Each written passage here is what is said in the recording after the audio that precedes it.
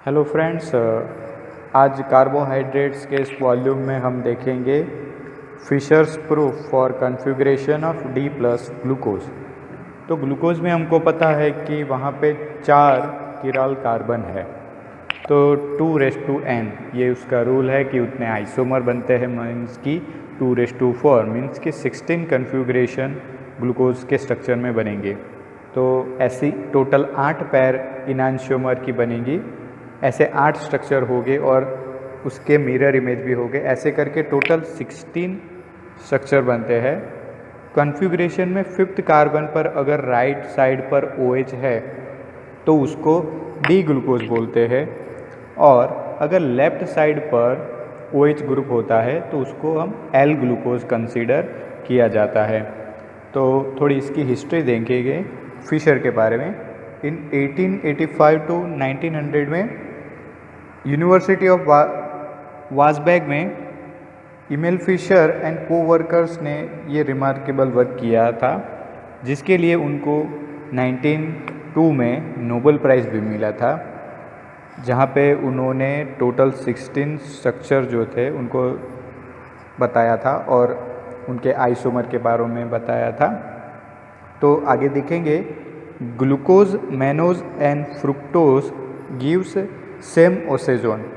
अगर glucose, mannose और fructose का अगर हम रिएक्शन करवाएंगे फिनाइल हाइड्रोजिन के साथ, तो वो अगेन उसका अगर फिनाइल हाइड्रोजिन के साथ रिएक्शन करवाते हैं तो वो ओसेजोन बनाता है, वो ग्लूकोज हो, मैनोज हो या फिर फ्रुक्टोज हो। तब ये जो कंपाउंड है ये सेम ओसेजोन देते हैं। और नेक्स्ट में अगर हम बात करें ऑक्सीडेशन की, oxidation to dicarboxylic acid, जब ग्लूकोज और मैनोज ये दोनों एपीमर्स है। एपीमर्स का मतलब ये होता है कि जो सेकेंड नंबर ऑफ कार्बन है वहाँ पे जो OH ग्रुप है तो ग्लूकोज में राइट साइड है, वही OH ग्रुप मैनोज में लेफ्ट साइड में है। तो ये एक दूसरे के एपीमर्स कहलाते हैं, because rest of the structure same रहता है, आइडेंटिकल रहता है। इसका अगर हम ऑक्सीडेशन देखें, अगर ऑक्सीडेशन करेंगे HNO3 के साथ, कॉन्सनट्रेटेड नाइट्रिक एसिड के साथ, तो वो 2 different optically active glyceric acid देते हैं। As this glyceric acid have identical terminal group, the total number of isomer possible will be 10। तो यहाँ पे ये जो कोई भी एसिड हम ले इस ग्लिसरिक एसिड में से, तो टोटल ऐसे 10 आइसोमर बनते हैं। तो यहाँ पे आपको अलग अलग 6 अलग अलग स्ट्रक्चर दिए गए हैं ग्लिसरिक एसिड में।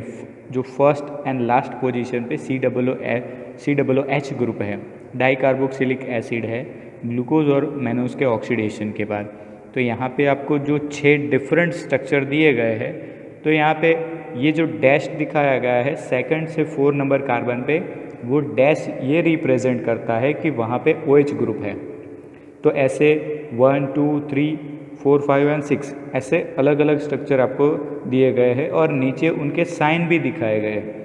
जो आप साइन देखोगे प्लस माइनस जो चारों कार्बन के लिए है, तो उसमें आप पीछे से देखोगे तो वो प्लस ये दिखाता है कि जो OH ग्रुप है वो राइट साइड पे है। ये उसके जो स्ट्रक्चर है उसके साइन है कि कहाँ पे कौन सा ग्रुप है, राइट साइड है या फिर लेफ्ट साइड है। यहाँ पे हम ये जो डाई कार्बोक्सिलिक एसिड के जो स्ट्रक्चर देख रहे हैं ग्लूकोज और मैनोज के ऑक्सीडेशन के बाद, तो ये जो स्ट्रक्चर मिले हैं, तो यहाँ पे उनकी ऑप्टिकल एक्टिविटी चेक करनी है। ये जो ग्लिसरिक एसिड है, तो यहाँ पे फर्स्ट जो है, फर्स्ट स्ट्रक्चर, सेकंड स्ट्रक्चर, तो ये दोनों जो है मेसो कंपाउंड है। मेसो कंपाउंड का मतलब अगर आप इसको बीच में से स्ट्रक्चर देखो तो अपर पार्ट और डाउन पार्ट दोनों एक दूसरे के सिमिलर होंगे, आइडेंटिकल होंगे। तो इस वजह से वो ऑप्टिकल एक्टिविटी नहीं दिखाते। स्ट्रक्चर 1 एंड 2 में सेम यही चीज़ है। थर्ड जो है वो एपीमर बनता है, तो जो स्ट्रक्चर है वो भी डिस्कार्डेड किया जाता है, बिकॉज वो भी मेसो कंपाउंड बनाता है। तो रहे स्ट्रक्चर 4, 5 एंड 6, तो इनकी अगर ऑप्टिकल एक्टिविटी चेक करेंगे तो ये जो ग्लूकोज का स्ट्रक्चर होगा या मैनोस का स्ट्रक्चर, ये इन तीनों में से कोई एक होगा। तो हम ये जो स्ट्रक्चर है इसको प्रूफ करने के लिए ये रिएक्शन कर रहा है, ठीक है। तो आगे कैसे इनको प्रूफ किया जाता है हम देखेंगे। और बचे जो भी स्ट्रक्चर है, बाकी यहाँ पे 6 दिए गए हैं, बाकी जो 4 स्ट्रक्चर है वो स्ट्रक्चर नंबर 3, 4, 5 एंड 6, इन चारों स्ट्रक्चर के आइसोमर है, मीन्स कि इनके मिरर इमेज है ये। तो यहाँ पे सिर्फ ओनली 6 स्ट्रक्चर दिखाए गए हैं। हमने इसके पहले वाले वॉल्यूम में जो ग्लूकोज के बनाने के स्ट्रक्चर जो रिएक्शन को देखा था वो था किलानी फिशर सिंथेसिस। तो उस सिंथेसिस में एराबिनोज मतलब कि जो आल्डोपेंटोज था, एराबिनोज T- एराबिनोज लिया था, तो उसमें से ग्लूकोज को बनाया था। तो फर्स्ट उसमें क्या किया था कि D- ग्लूकोज। अब ये D और L का मतलब आप समझते हो कि जो एंड में कार्बन है उसके पहले वाला कार्बन, मतलब कि सेकेंड लास्ट कार्बन स्ट्रक्चर में डाउन साइड में सेकेंड लास्ट जो कार्बन है वहाँ पे OH ग्रुप कहाँ पे है, तो वो राइट साइड है, इसलिए ये डी एराबिनोज है। और प्लस और माइनस उसकी ऑप्टिकल एक्टिविटी को दिखाता है, मीन्स कि वो डेक्स्ट्रो है या लिवो है। और इस एराबिनोज की जब HCN हाइड्रोजन साइनाइड के साथ रिएक्शन करवाते हैं तो जहाँ पे CHO है फर्स्ट में वहाँ पे साइनाइड बनाता है ये, तो ये एराबिनोज साइनोहाइड्रिन बना। और उसके बाद जब उसका हाइड्रोलिसिस किया गया तब जहाँ पे साइनो ग्रुप है तो ये साइनो ग्रुप कन्वर्ट हुआ कार्बोक्सिलिक एसिड में, तो ये बना ग्लूकोनिक एसिड या फिर मैनोनिक एसिड।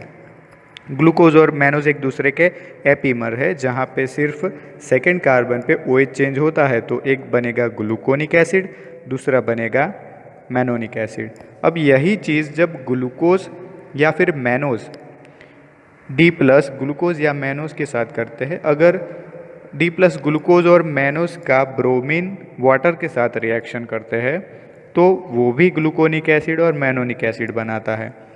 तो अगर इसका जैसे ग्लूकोज का ऑक्सीडेशन करते हैं वैसे ही अगर हम D- एराबिनोज का अगर ऑक्सीडेशन करें नाइट्रिक एसिड के साथ तो वो भी क्या बनाता है, वो भी कार्बोक्सिलिक जो एसिड बनाता है, वो भी जहाँ पे CHO ग्रुप आता है वो कन्वर्ट हो जाएगा COOH में।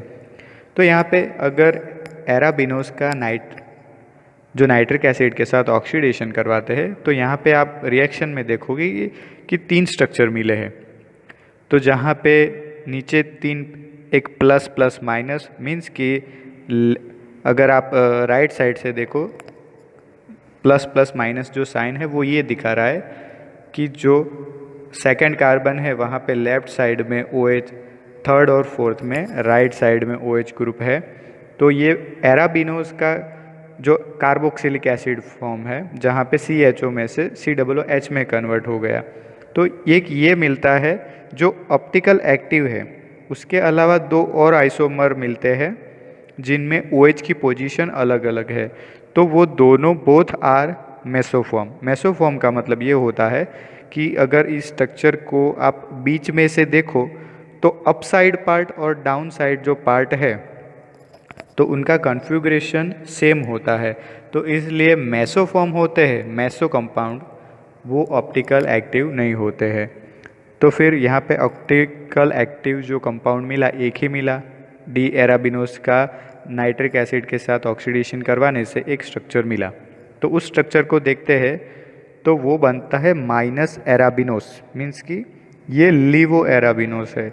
तो जो स्ट्रक्चर है वहाँ पे हम लिखेंगे डी, बिकॉज अगर आप यहाँ पे माइनस एराबिनोस जो यहाँ पे मिला रिएक्शन के बाद तो वहाँ पे सेकंड लास्ट जो कार्बन है वो वहाँ पे OH कौन सी साइड है, राइट साइड है, इसलिए ये बनेगा D- एराबिनोस। तो यहाँ पे जब इस D एराबिनोस का अगर हम एक रिएक्शन देखते हैं HCN के साथ, फाइनली हमको कहाँ पे ले जाना है, इसको एसिड बनाएंगे। एराबिनोस का HCN के साथ रिएक्शन करवाया तो ये एराबिनोस साइनाहाइड्रिन बना, हाइड्रोलिसिस की वजह से वो ग्लूकोनिक एसिड और मैनोनिक एसिड, आगे हमने देखा वो एसिड बनाता है, gluconic acid and mannonic acid. अब यही चीज़ ग्लूकोज और मैनोज का ऑक्सीडेशन करने के बाद भी यही दोनों चीज़ मिलती है, ठीक है।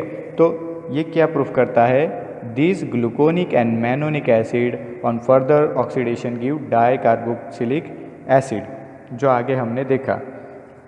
तो सेम यही चीज़ ग्लूकोज, मैनोज और फ्रुक्टोज में भी है।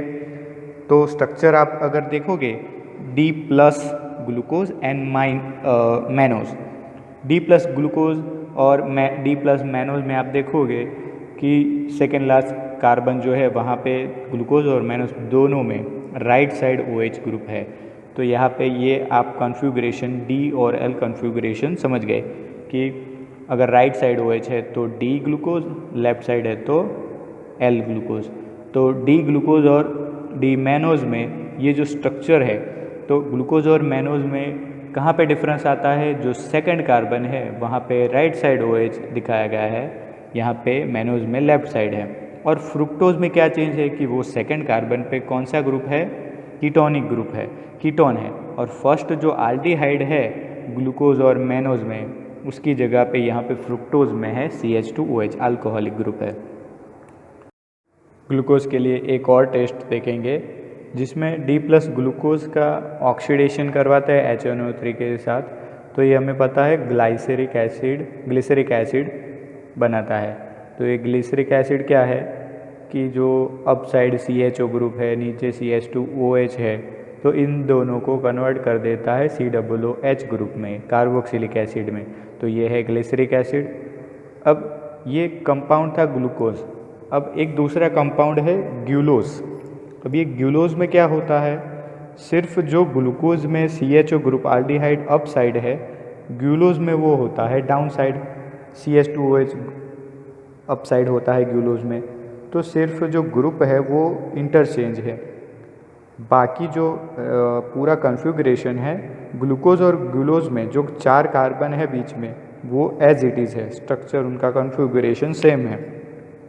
तो जब उस ग्लूकोज का भी ऑक्सीडेशन करवाते हैं नाइट्रिक एसिड के साथ, तो वो भी ग्लिसरिक एसिड बनाता है, बिकॉज CH2OH या CHO को ऑक्सीडेशन के बाद वो किस में कन्वर्ट होना है, COOH में। तो फिर ग्लूकोज या ग्लूकोज का ऑक्सीडेशन करवाने पे सेम स्ट्रक्चर मिलता है। तो मीन्स कि ये बताता है कि जो कॉन्फ़िगरेशन है चारों कार्बन का वो इन दोनों में सेम है।